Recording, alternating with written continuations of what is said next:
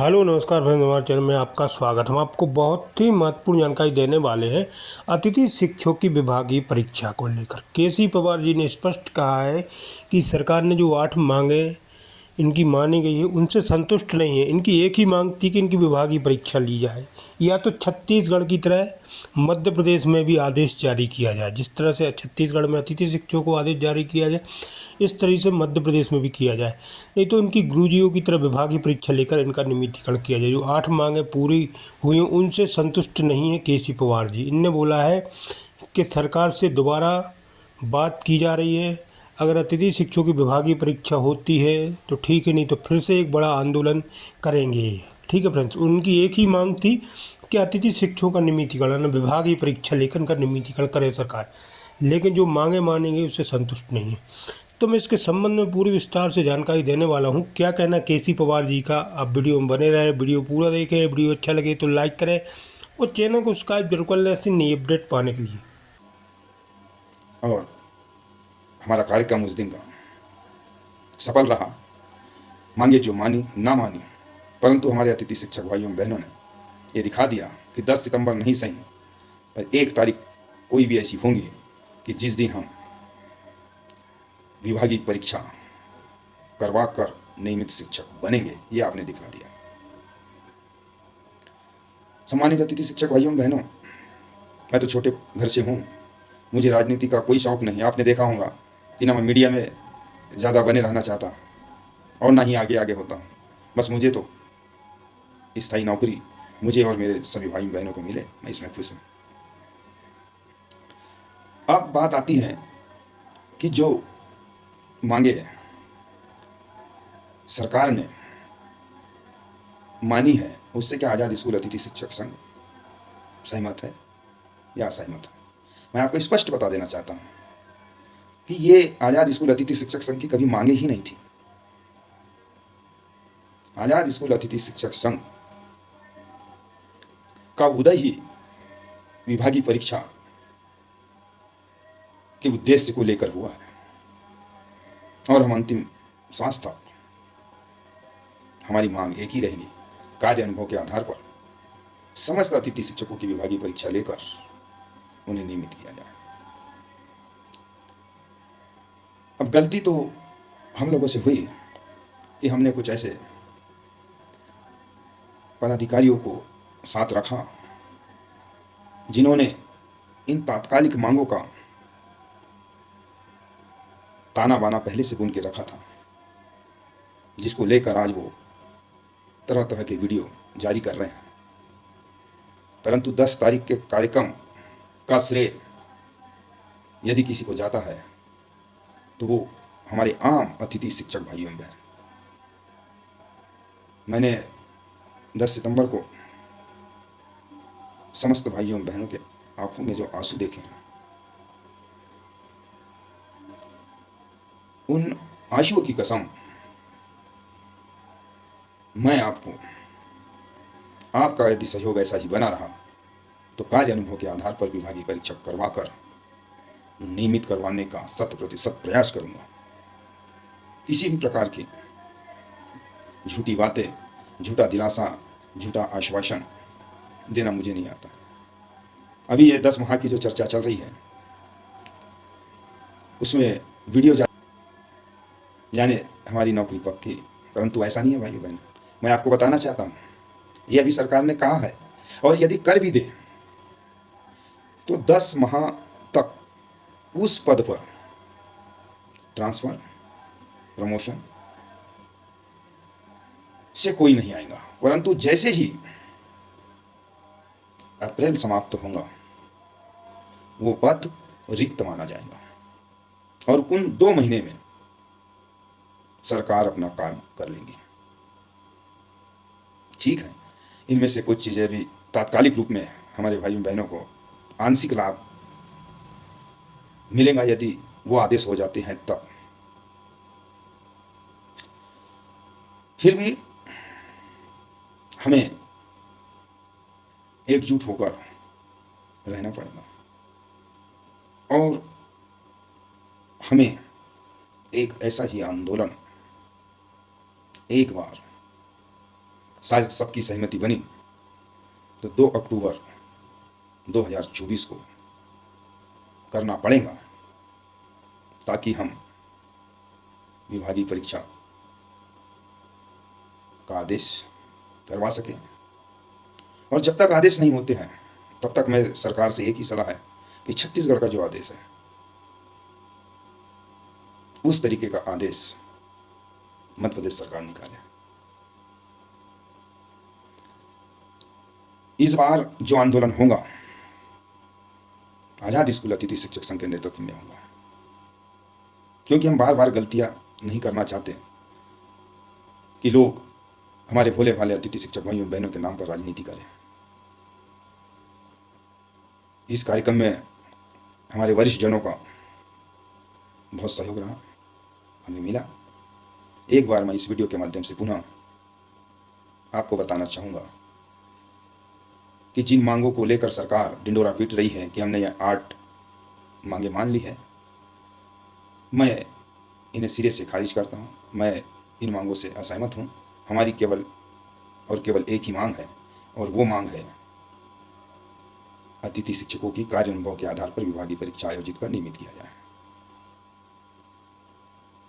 महासंघ केवल 10 सितंबर तक बना था। 10 सितंबर के बाद महासंघ का जो अस्तित्व है वो खत्म हो चुका है। अब आजाद स्कूल अतिथि शिक्षक संघ पूरे प्रदेश के अतिथि शिक्षकों की लड़ाई पूरी निष्ठा, लगन व ईमानदारी से शिक्षक भाइयों एवं बहनों को मेरा सादर प्रणाम। भाइयों एवं बहनों, जैसा कि आप जानते हैं, हम और आप हमारी नियमितीकरण की मांग को लेकर विगत 16 वर्षों से संघर्षरत हैं। इन्हीं मांगों को लेकर आजाद स्कूल अतिथि शिक्षक संघ मध्य प्रदेश ने 19 जून 2024 से 19 जुलाई 2024 तक निरंतर 1 महीना लोक शिक्षण संचालनालय के सामने धरना प्रदर्शन दिया, जिसमें प्रदेश के हमारे समस्त जिला अध्यक्ष और समस्त पदाधिकारियों ने और समस्त अतिथि शिक्षकों ने पूर्ण सहयोग किया। परंतु उन 1 महीना के धरना प्रदर्शन के बाद भी शासन प्रशासन से कोई सकारात्मक जवाब नहीं मिला। इसलिए जब उस 1 महीने के निरंतर धरना प्रदर्शन का समापन हुआ तो हमारे संघ के प्रदेश महासचिव श्री संतोष कहार जी ने उसी दिन घोषणा की थी कि हम 5 सितंबर 2024 को पूरे प्रदेश के अतिथि शिक्षक भोपाल में एकत्रित होंगे और विशाल तिरंगा यात्रा के रूप में हम माननीय मुख्यमंत्री महोदय जी से मिलने उनके निवास जाएंगे। जब यह घोषणा हुई